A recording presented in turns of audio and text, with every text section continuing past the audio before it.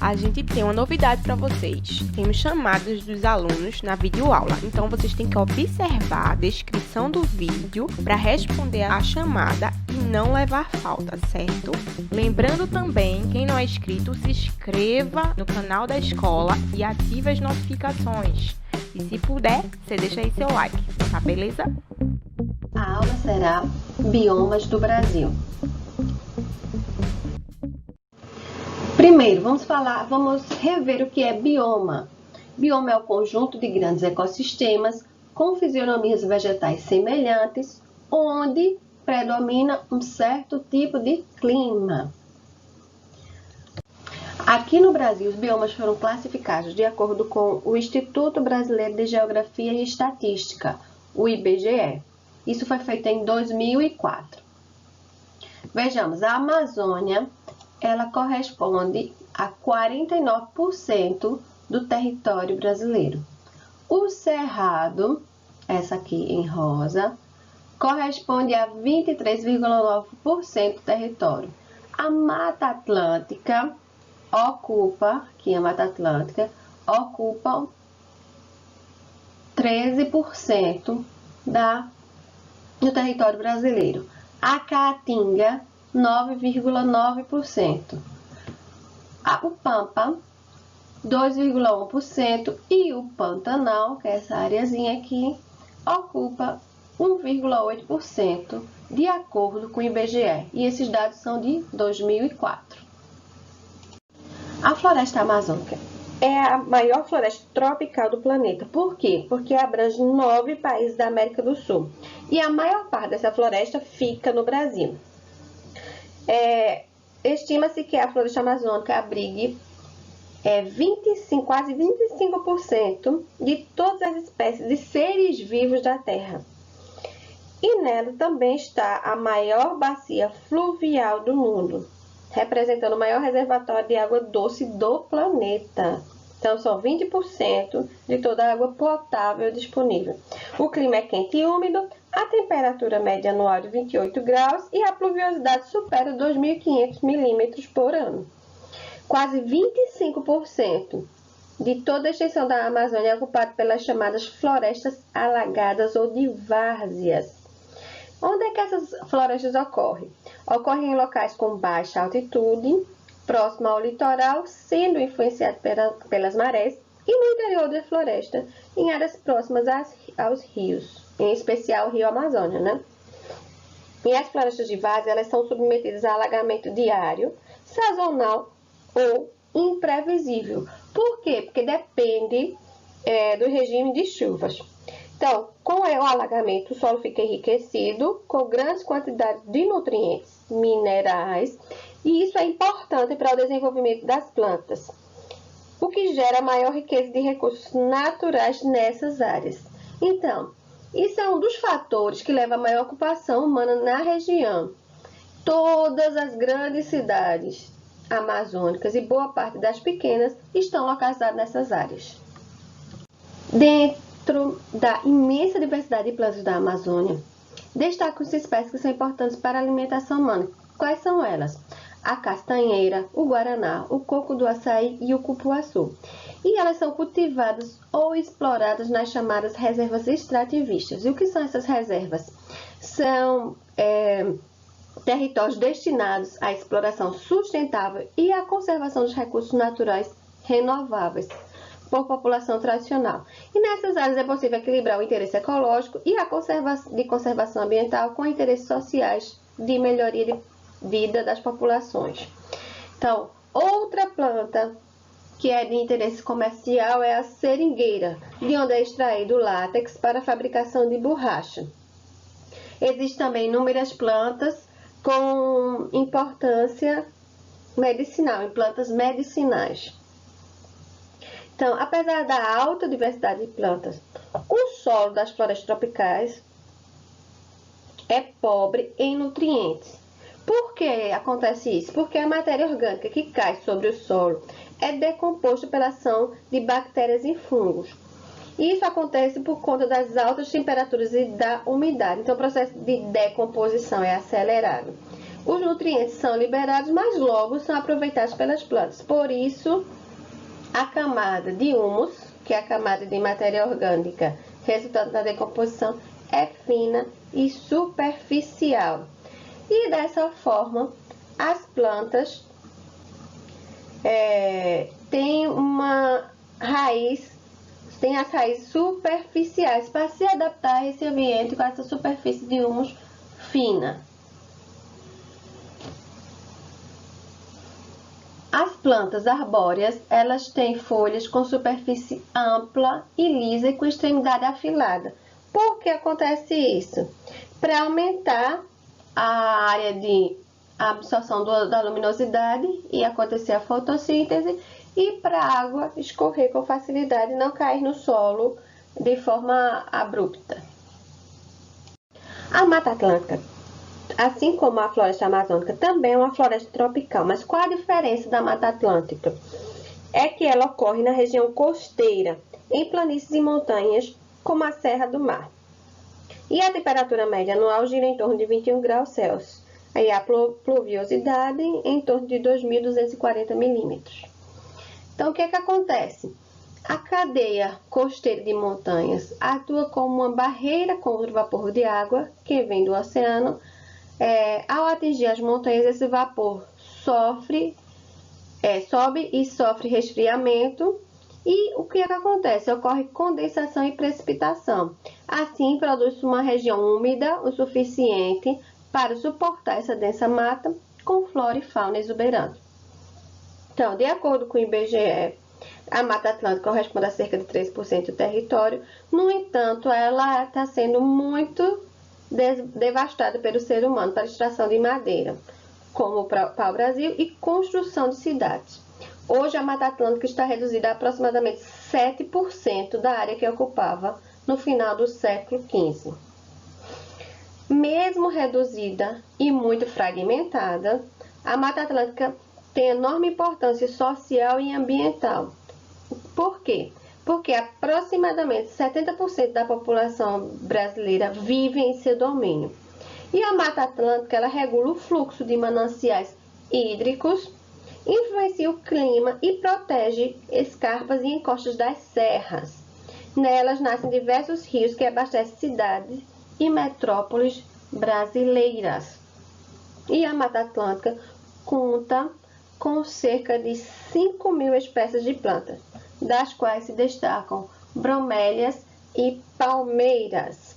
E o total de mamíferos, aves, répteis e anfíbios que ocorrem na Mata Atlântica corresponde a cerca de 1.360 espécies. Dessas,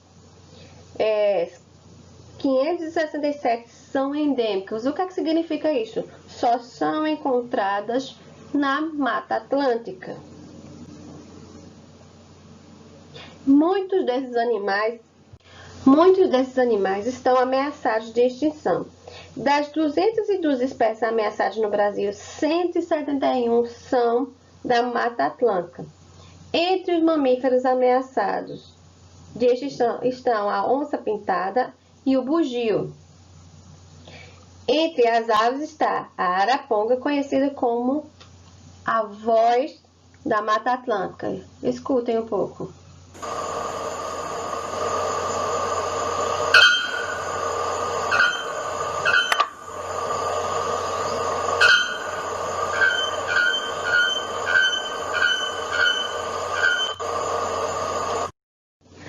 Na classificação de biomas empregado pelo IBGE em 2004, a mata de araucárias faz parte do grande bioma Mata Atlântica, mas em outras classificações é considerado um bioma à parte. A mata de araucárias ocorre no sul do Brasil, estendendo-se de São Paulo e sul de Minas Gerais até o norte do Rio Grande do Sul, ocupando principalmente regiões do Paraná e de Santa Catarina. A temperatura média anual é 16 graus Celsius e a pluviosidade 1.400 milímetros por ano. Nela predominam o pinheiro do Paraná, que o nome científico é Araucária angustifolia, e o pinheiro do gênero Podocarpus. E a madeira do pinheiro do Paraná tem grande importância econômica e, por isso, a espécie tem sido intensamente explorada, o que vem provocando drásticas reduções da mata. Hoje, corresponde a menos de 2% do que foi originalmente. E a gralha azul e a gralha picaça são aves típicas dessa região. O manguezal é um ecossistema especial. O manguezal brasileiro desenvolve-se na região litorânea onde os rios desembocam no mar, desde o Amapá até Santa Catarina. Esse manguezal ele é extremamente importante, pois é o berçário de grande número de animais marinhos. Além disso, participa de modo fundamental na produtividade das regiões costeiras. As plantas típicas desse ecossistema são popularmente chamadas de mangue. Temos o mangue vermelho, que o nome da espécie é Rhizophora mangli, o mangue seriba, que é Avicennia schaueriana, e o mangue branco, Laguncularia racemosa. E essas plantas, elas apresentam raízes aéreas, chamadas de pneumatóforos. A caatinga é um bioma exclusivamente brasileiro, ocorre principalmente nos estados do Nordeste e ocupa 10% do território brasileiro. Nessa região, a temperatura média é de 27 graus Celsius e a estação de chuva e uma de seca, com irregularidades frequentes. E a pluviosidade chega a 500 e 700 milímetros por ano. A palavra caatinga, ela tem origem no tupi e significa mata branca. Por quê? Porque nos períodos de seca, que pode se prolongar por mais de 9 meses, a maioria das plantas elas perdem a folha e ficando apenas com os galhos esbranquiçados. Então, por que essas plantas perdem as folhas? Essa perda das folhas constitui um dos mecanismos de proteção contra a perda de água. Além desse mecanismo, verificam-se vários outros em diferentes espécies de plantas desses biomas, tais como a redução das folhas, que em algumas espécies, como as cactáceas, tem forma de espinhos, e o acúmulo de água nas folhas, nas raízes e nos caules. A caatinga, ela tem cerca de 6.000 espécies de plantas descritas, e muitas delas são endêmicas. O que é que significa endêmicas? Que só ocorrem naquela região. Então, por exemplo, tem 87 espécies de cactos da caatinga, e desses, 83% são exclusivos do bioma.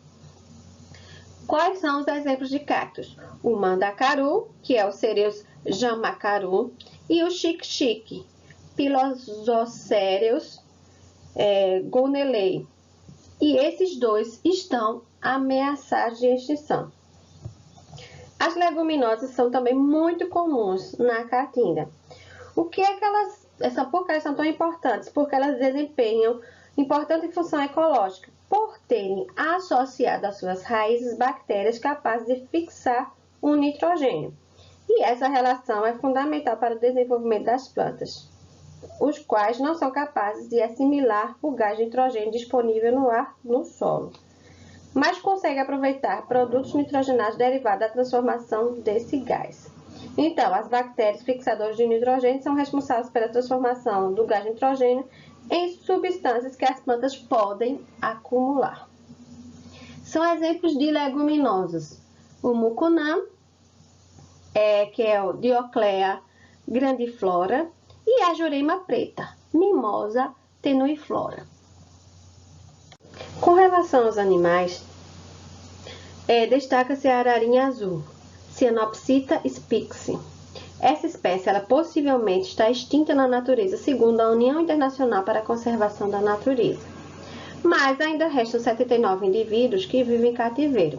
Assim, o projeto da ararinha na natureza, criado em 2012, ela está tentando que essa espécie volte a existir na caatinga.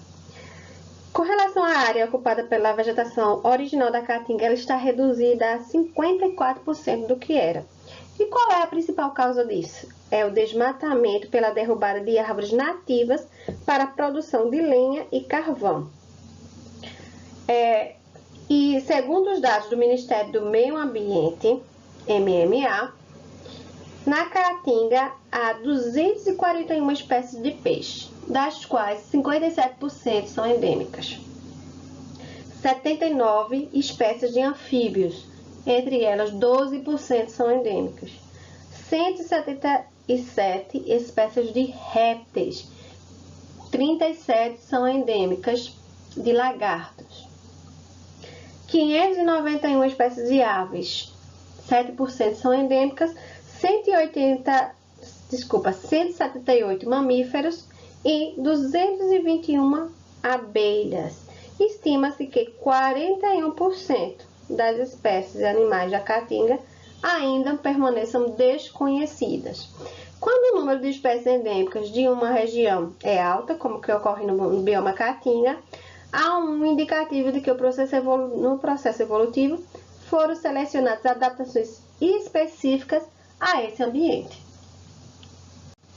O Cerrado é o segundo maior bioma brasileiro, sendo menor apenas que o bioma amazônico.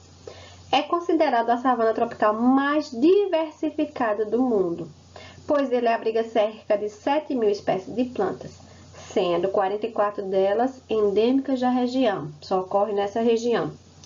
Outra característica marcante das paisagens do Cerrado é a presença de árvores com troncos e galhos bastante retorcidos e com casca espessa. Por que essa casca espessa? Para a sobrevivência às queimadas. As plantas do Cerrado distribuem-se por paisagens bastante distintas, que podem ser classificadas em pelo menos 3 fisionomias. Quais são elas? A campestre, que é composta predominantemente por gramíneas. A savânica é formada por campos abertos, com árvores entre 5 e 12 metros. E a florestal, ou chamado cerradão, com árvores que podem chegar a 20 metros de altura. E por que surgem essas fisionomias? A partir de 4 condições ambientais, 4 fatores. Quais são eles? O clima, que no Cerrado é marcadamente estacional, com períodos definidos de seca, intercalados com períodos de chuva intensa. A profundidade do lençol freático, áreas onde a água fica sob o solo mais superficial, predomina gramíneas. Quando o lençol freático é mais profundo, mais de 2 metros, predomina árvores e arbustos. O solo ele é ácido, pobre em nutrientes e rico em alumínio, isso é uma característica fundamental do Cerrado. E o fogo, sim, o fogo ele pode ocorrer de forma natural no Cerrado. Então, as plantas elas apresentam adaptação a essas condições. O fogo é um estímulo para o brotamento de muitas plantas, para a floração, para a abertura dos frutos e também para a germinação de sementes. Então, árvores e arbustos, elas possuem caule com casca bem desenvolvida, que é a cortiça, que eu falei anteriormente, que é espessa, e atua como isolante térmico, conferindo proteção contra o fogo. Então, mas apesar dessas adaptações ao fogo, os incêndios frequentes têm causado muita devastação no bioma cerrado. Agora, falando sobre as plantas. Algumas das principais plantas encontradas no Cerrado são indaiá, é uma palmeira de caule subterrâneo, que em certos locais domina a paisagem, formando os campos de indaiá. Tem também o capim-flecha, que ele chega a atingir 2,5 metros de altura e pega fogo com facilidade, claro. E o buriti, que é uma palmeira encontrada nas margens dos rios do Cerrado. A fauna ela é rica, incluindo a ema, que é a maior ave das Américas, o lobo-guará, o tamanduá e o veado campeiro. E no Cerrado é muito comum a presença de cupinzeiros, que se elevam no solo e servem de abrigo para larvas de vagalume. Aí, quando há determinadas épocas do ano, essas larvas são tantas que elas iluminam o cerrado à noite, propiciando o espetáculo de bioluminescência. Segundo o Ministério do Meio Ambiente, o cerrado, até 2010, esse dado é 2010, veja que é antigo, o cerrado havia perdido cerca de 48,5% da sua área original. E a média anual de devastamento do cerrado tem sido em torno de 14,2 mil quilômetros quadrados. E a que se deve esse desmatamento? Ao crescimento urbano e principalmente ao crescimento da agropecuária na região, pois o cerrado é ocupado por áreas de pastagem e de cultura. E o cerrado é considerado atualmente um importante polo agrícola.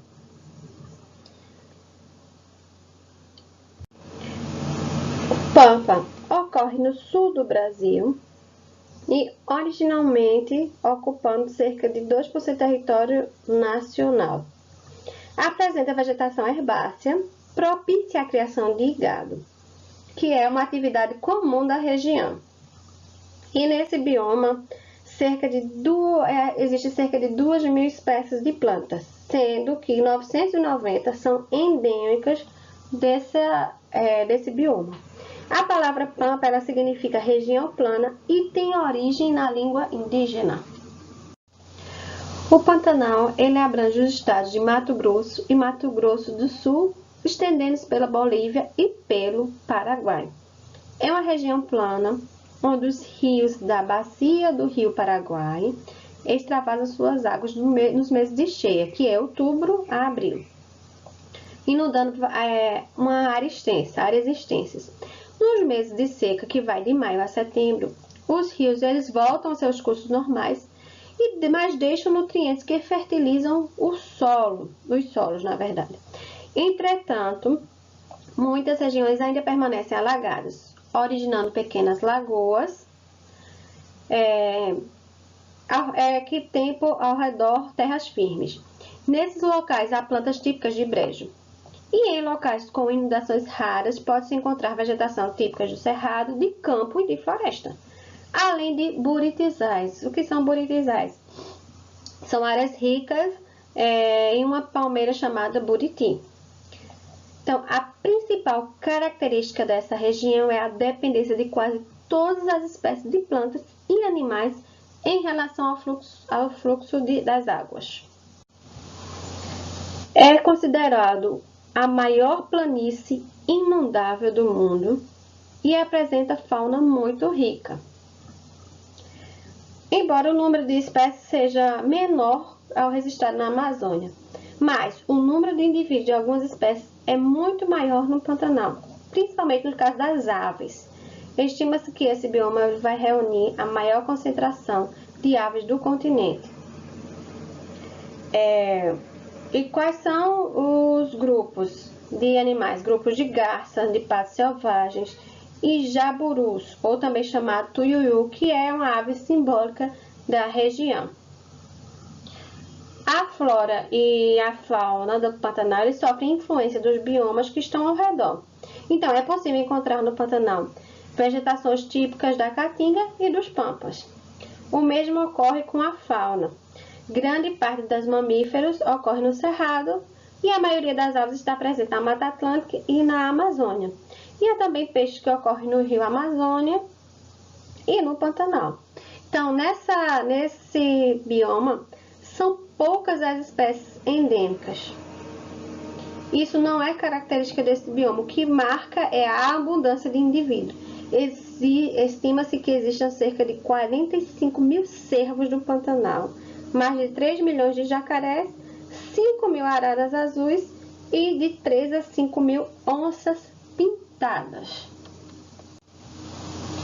Então, depois de ter explicado tudo, vamos responder essa questão do Enem. Determinado bioma brasileiro apresenta vegetação conhecida por perder as folhas e ficar apenas com galhos esbranquiçados, ao passar por até 9 meses de seca. As plantas podem acumular água no caule e na raiz, além de apresentarem folhas pequenas que em algumas espécies assume a forma de espinhos. Qual região fitogeográfica brasileira apresenta plantas com essas características? Alternativa A, Cerrado. Alternativa B, Pantanal. Alternativa C, Caatinga. Alternativa D, Mata Atlântica. Ou alternativa E, Floresta Amazônica. E assim finalizamos nossa aula.